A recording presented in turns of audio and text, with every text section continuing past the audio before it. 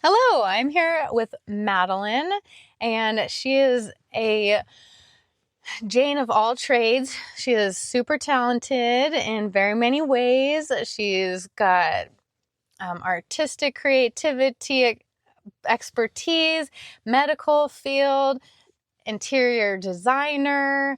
Tell us. Why don't you? You know you better than I know you. Just kidding. I know you better. You know me better than I know myself, let's be honest.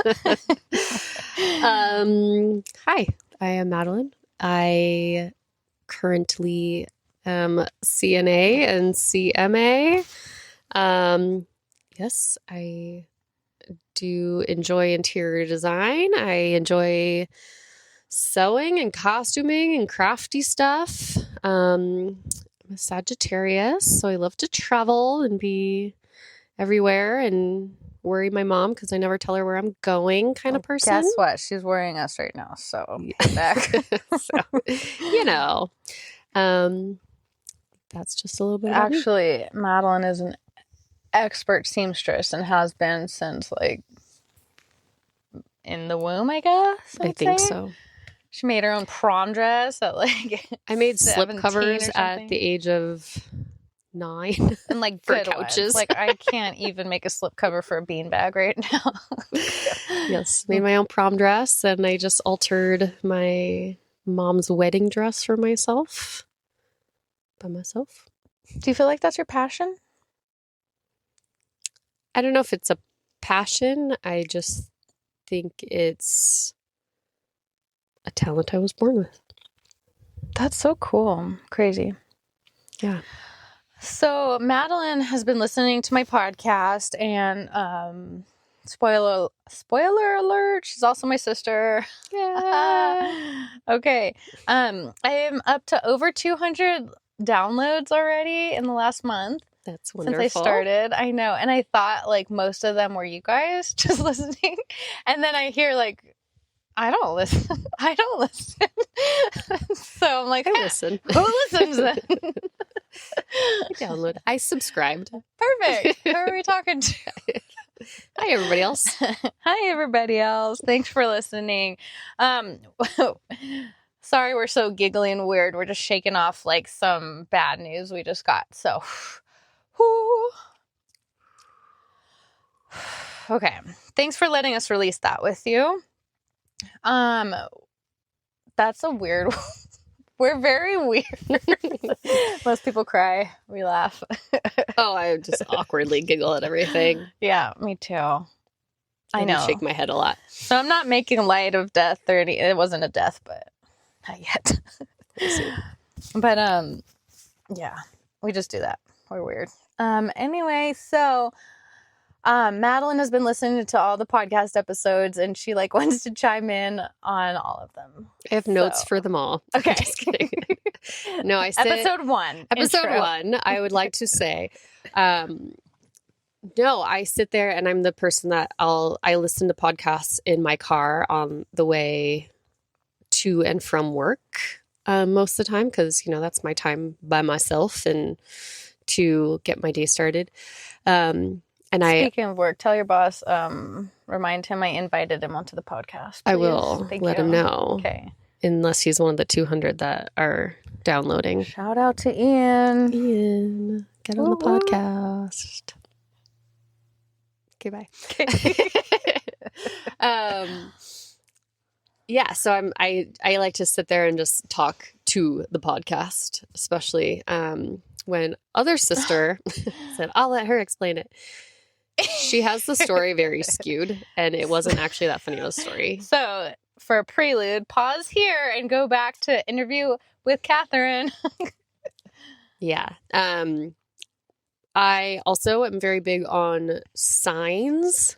So this is where it kind of all correlates. The one she was referring to was she was joking because I was at the coast and she said I was looking for a seashell and I found one, and she's like, well, duh, you're at a stinking coast. That's not what happened at all.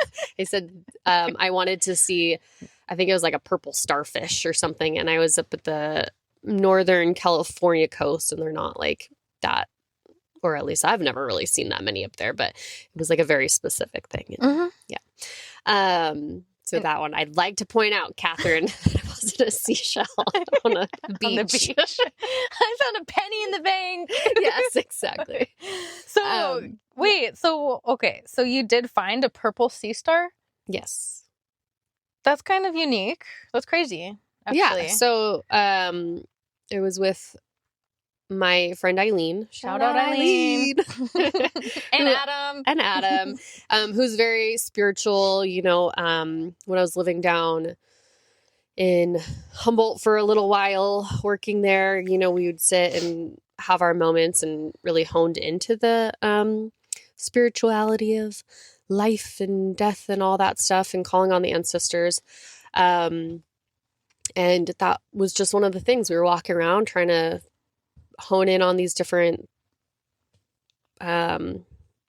signs, and that was something I had asked for, and we were just about to leave and kind of saw it. I don't really remember the relevance behind why we were, you know, I think I was just trying to find a sign, and whether it was just, you know, when you look for a red car, you find red cars kind of thing, or if it was actual meaning to whatever I was searching for. But everything has a meaning.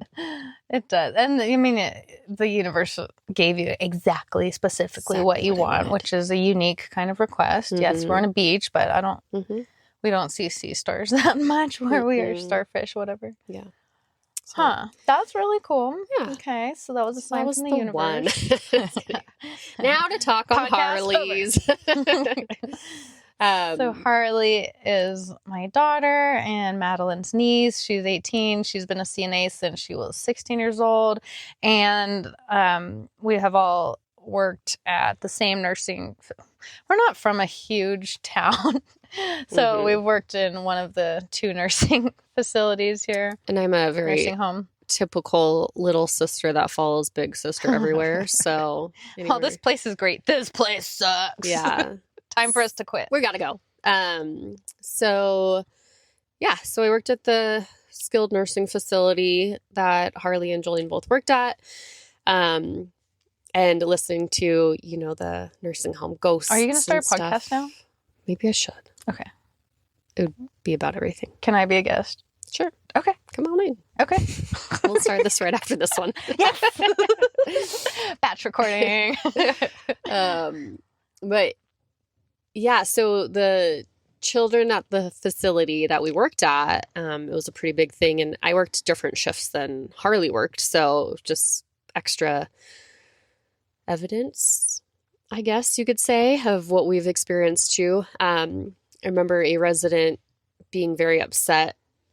And when I talked to her about it, she was like, I need you guys to change the visiting hours. It's like, what do you mean? She's like, the children run up the halls all night long and scream, and then they like run up to the door and just stop and giggle and run away. And I'm like, there has been no children guests. There's been nothing. So that was one. And then there's a black cat there that would go around. And then... And wouldn't that cat go to the sister facility too? Yes. I think Tiffany told us that. Yeah. Shout out Tiffany. Yeah, it would go to the sister facility that was owned by the same company, and they would always see that. Like, wasn't it like right before somebody died? It was right before somebody died.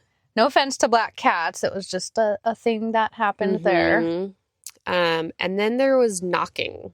I remember this one night in particular, a resident was, you know, end of life, getting ready to pass. And it was starting onto the evening shift, the knock shift. And so it was, you know, the lights were off and most everybody was asleep. And there was a little hall that was next to kind of the nursing station. And the nurse and I were sitting there and just hear like, knock, knock, knock. And I was like, who was that? Like, everybody on that side should be asleep. So I walk around, I like go and check on all the rooms. Everybody's asleep. Like, you know, maybe one person awake. And I'm like, are you knocking? Do you need help? No one.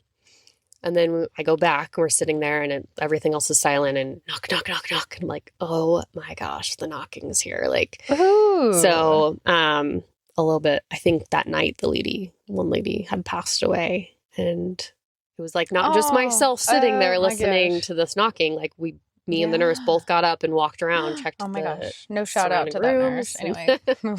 checking the surrounding rooms, and like, no, everybody was asleep, no knocking. Ew, creepy. So it was the children, the knocking, and the cat were the main ones. But I know that building in particular was an old tuberculosis hospital for the war. Yeah, it's super old. Yeah, it's super old. I'm gonna give away where it was, but yeah. So it has the history and the traumatic events that some people might be still stuck to it. And so, like, there's we'd call it upstairs and downstairs, which is dumb because it's just like a south wing and a north wing, or east and west wing, basically. A little ramp. Like a little tiny ramp. Mm-hmm. So I'm just going to say the east wing, I guess, or the downstairs. It's not downstairs. It's so weird. That was used a long, long, long time ago. But when we were there, it was only used for offices, and the kitchen was down there. So, after hours, everything was closed. And one night, my night nurse pulled up, and she saw somebody, like a man, in the window. And she said she couldn't even get out of her car. She was like frozen, like staring at him. I'm calling in sick today. Yeah. Like, turn around. Thanks. Yeah, I know. Yeah. Do you remember the one? I can't remember the room numbers now because I've been with a different place. But the resident that watched the little kid walk through the wall. Yeah. Yeah. No, we talked about that. Okay. How he wasn't like, he had no cognitive impairment at all. And yeah, kid just walked through my wall. We're like, the lady on the other side of the wall told us to. Yeah. The one that was searching for the children under the bed. I loved her. So my dear friend Jessica, she loved it there. That's where she worked. That's the only place she ever worked as a nurse. I wonder, like, I never felt her there really. But I do wonder if she kind of takes care of the kids there. You know what I mean? Mm-hmm. I can see that. She loves kids and she loves people and her patients. I never got like negative feelings so much. The downstairs wasn't my favorite, but not from the ghost, just from the building. But that was like my first. I guess I'm going to be grateful for that experience. I took my CNA course there and got to advance to my medication license as well. But that was the first place I actually had to like do postmortem care. And I, as spiritual as I am, I have a really hard time with death. So I'm the one sister that, it is hard for me to grasp. I think being in a professional setting and stuff, it was a little bit different because, it's not a family member. You're not as close, but you do build those relationships. So my first postmortem care was actually with a resident that came in to pass away. So it was like a whole, just another learning experience to me. So, the girl that taught it was, very professional and talked it through really well. And, it's been interesting that I don't want to say it's like my favorite part, but like I've actually I don't want to enjoy it either, but like it's something that I've grown to do and take pride in doing because you're like, the way that this girl explained it was like, this is their last moments. This is how the people are going to view them after this. Like, this is how they're leaving their bodies, Yeah. So, kind of like you still talk it through and make them look the best they can. And I always think about the movie My Girl and Jamie Lee Curtis's character where she's like done up and he's like, this is how the family's going to see them. Like, I just want them to look their best. Like, that's how I always feel when I'm doing it. Yeah. So we tend to, try to remove all the medical-y things and make them look good and open a window, make the room smell fresh, because the experience is like... Please always open a window afterwards, everybody. Yes, let the soul leave. Let it go. That building. I was going to say something about that building. Oh my gosh. I don't remember. thought it was good. Guess Sorry, not. cut you off. No, I don't know. Anyway.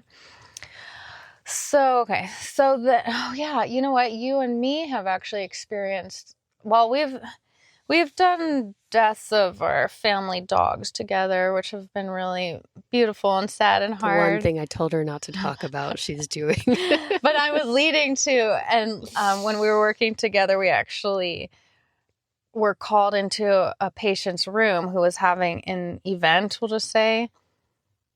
Do you remember that? Not at that place, but at the next place that we also worked together. Oh, yes. Yeah.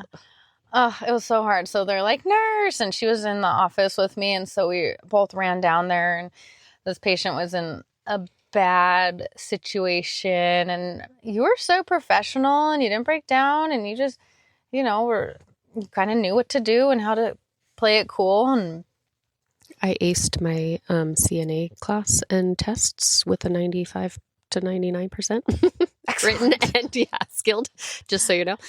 That's hard. I think it's kind of a fight or flight thing. Mm-hmm. And then, like I said, like, you don't want these poor people to be in like a compromised position. Like, how can I make you better? How can I help you feel better and look better? And yeah, that was like you did so good. Second week on the job, wasn't it? Like, really. Yeah, I think, it was kind of a rough situation, but yeah, but you helped, and it was great. And even though like it was messy, it was uncomfortable in every way possible. She was obviously uncomfortable, and I also, right when that all happened, got a message that not favorite, because we don't have favorites as caregivers, but my favorite resident at the old facility had passed away. Oh, remember, I had to walk away and you're like, are you okay? And I was like, I'm okay with this situation, but the other one's making me cry a little bit. So,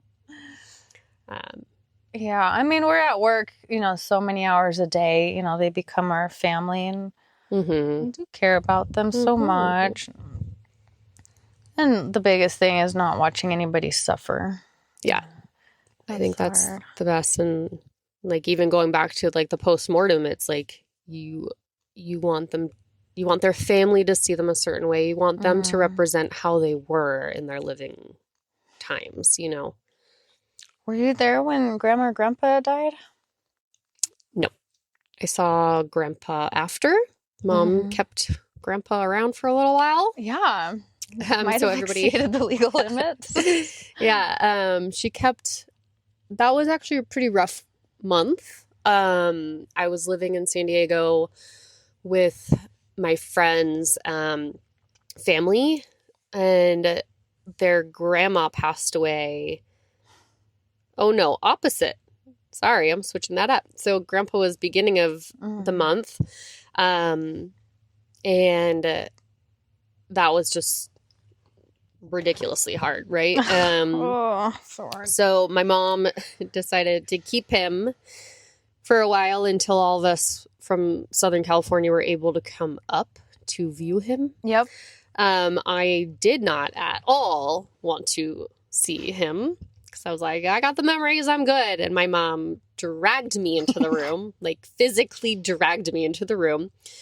Was baby Harley crawling around his body? She was just staring everywhere. Yeah. Yeah.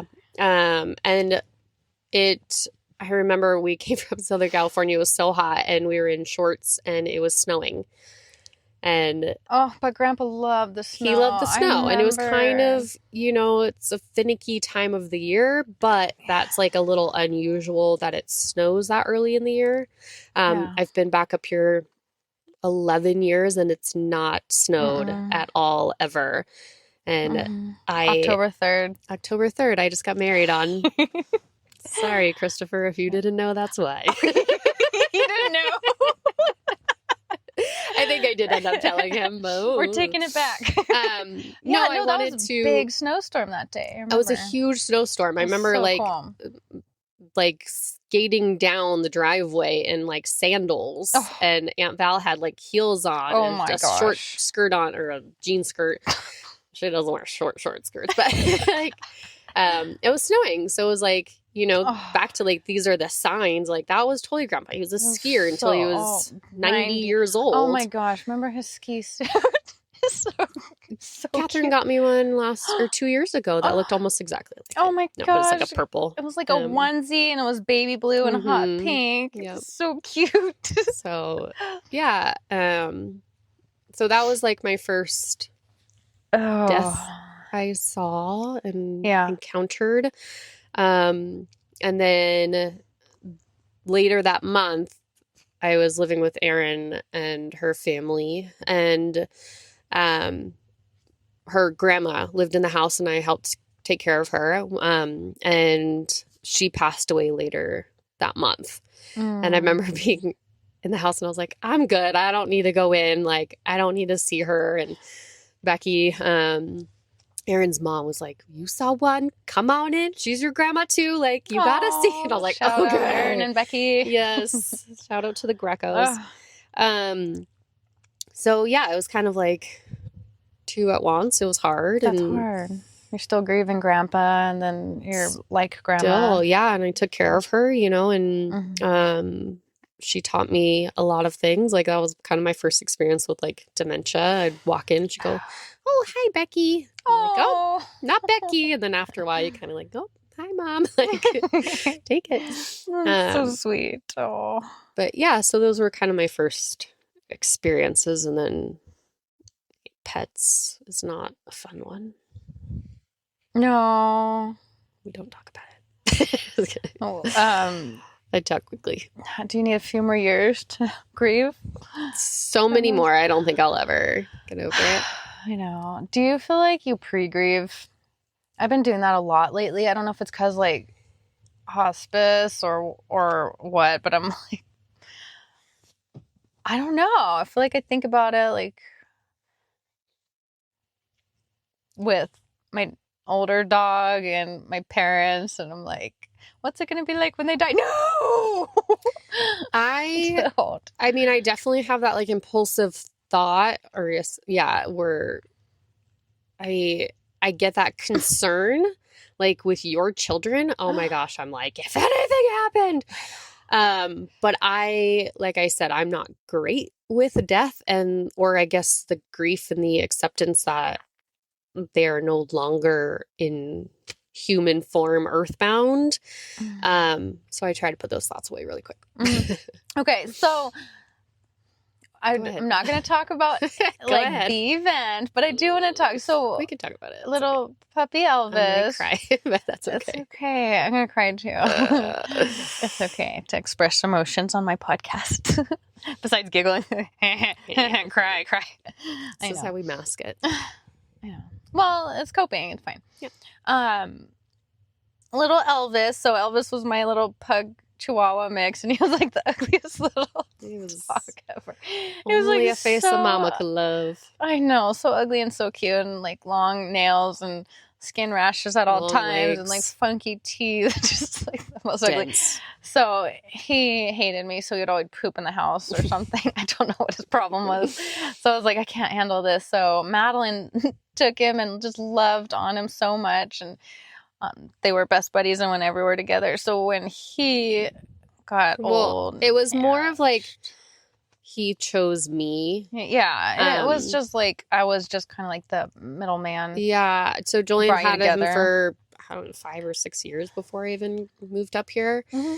And I moved up and I went into a deep depression. I was living with Jolene, and she would try to do everything to kind of get me up and motivate me, and I was just like, nope, not getting up. And so she would go to work, and she would bring Elvis in and was like, fine, take care of the dog then, like, while you're here. And I would just put him on the bed. And after a while, I was like, she wouldn't take him back in the evenings, and I was still in bed and he was still with me. And after a while, I was like, I cannot animal abuse this poor thing. Like, I have to let him out or feed him or do something. So that kind of like forced me to get up.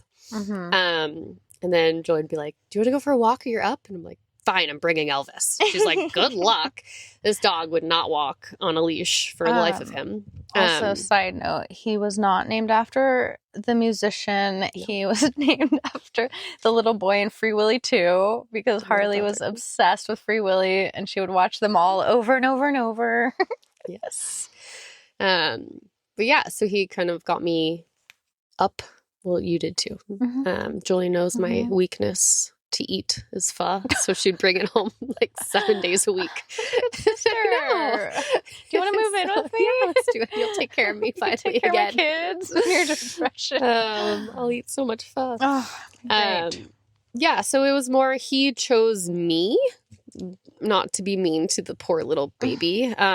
He's not a dog I would have chosen for myself by any means. I mean, she likes small. Bigger dogs that are handsome. Yeah, he's a little lucker. But yeah, so that was, after we decided we were moving out of that place, she was like, is he just yours now? And I'm like, I think so. He chose me. So I think that's why everybody has their connection with their animal, but to be in a place where that was my saving grace and that was my partner in crime for however many years, my road trip buddy, like a long came everywhere time. with me. He worked with me. He has come everywhere with me. Yeah. Camping. Yeah. I would always now get worried about camping alone, and people are like, we used to do with Elvis all the time. I'm like, yeah, but I had Elvis. They're like, what the heck would he do? You have to grab Elvis and run. We'll have to post a picture of him so people understand what we're I will. Give me the worst one you have. I got many. Which is all of them. Many pictures of that. Oh, poor guy. I mean, yeah. He's a little alien. He's definitely a little alien. So tell us about how he's been with you since he's passed. So he came strong. When he passed is wind chimes. I never had a wind chime, and I got 3 of them for we're sorry kind of presents. Oh. I mean, that's not a coincidence. I don't know how people could say that's a coincidence. No. 3? 3.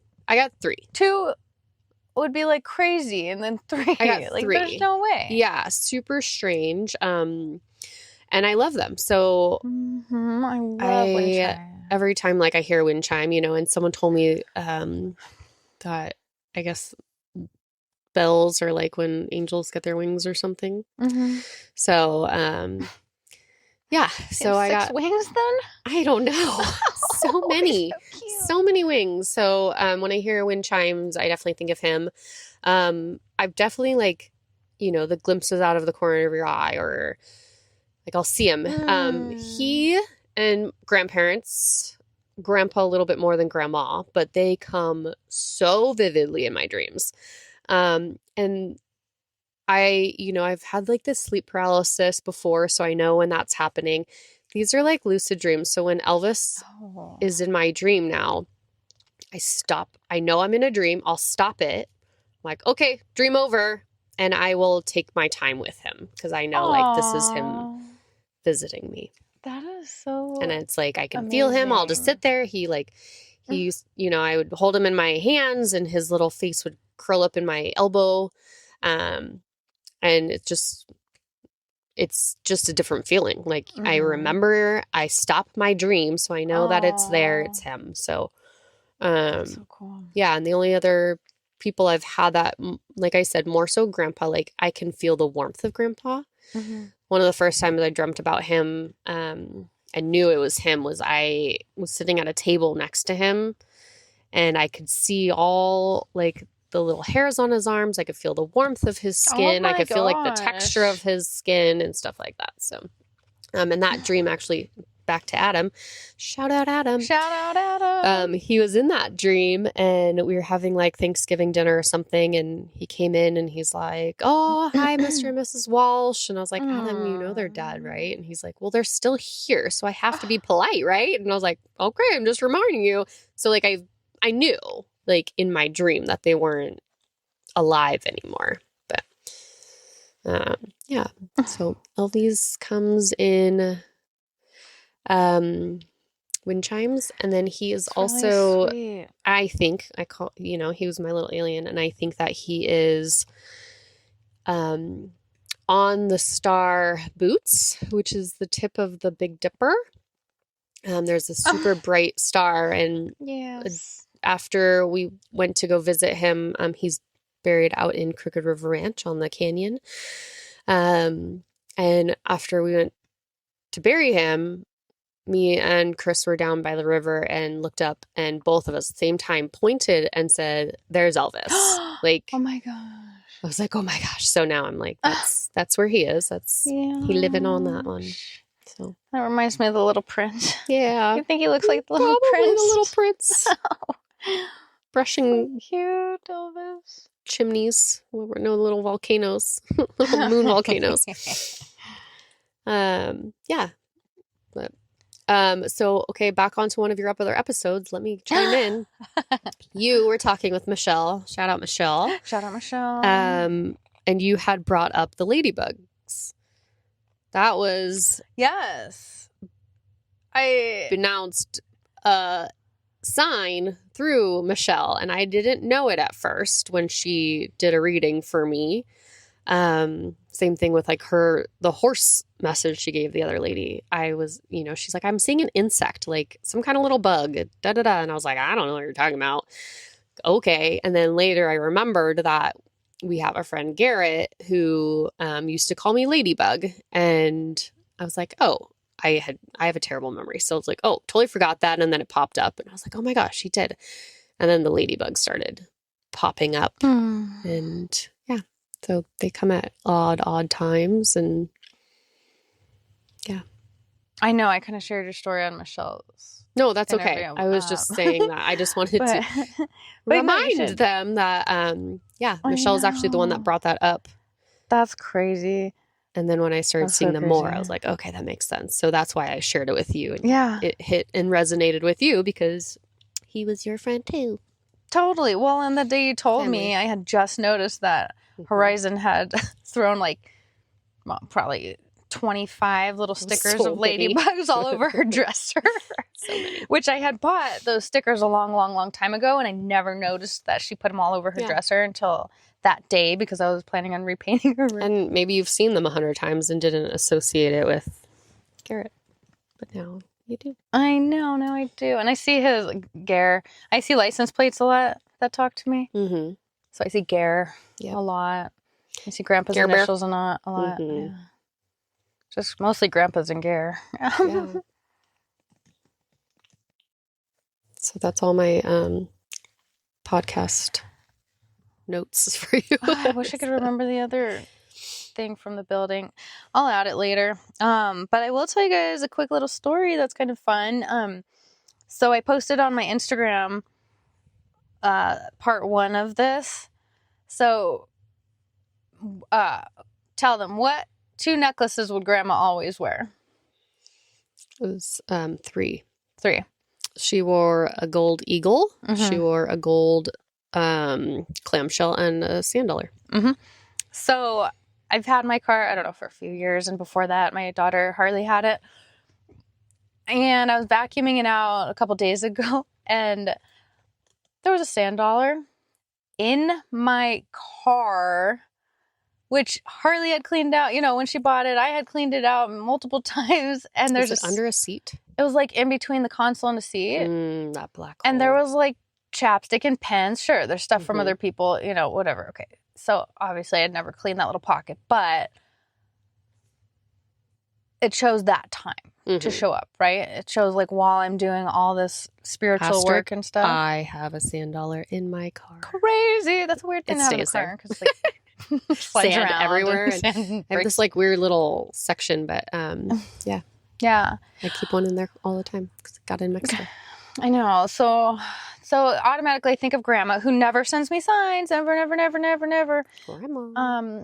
For a life of the party kind of person, wouldn't you think she would like do more? I think I've blocked her, to be honest. She probably unsnaps your bra. That was like her family trick. Family holiday trick she did. She was so funny. She was always dancing, goofy party lady.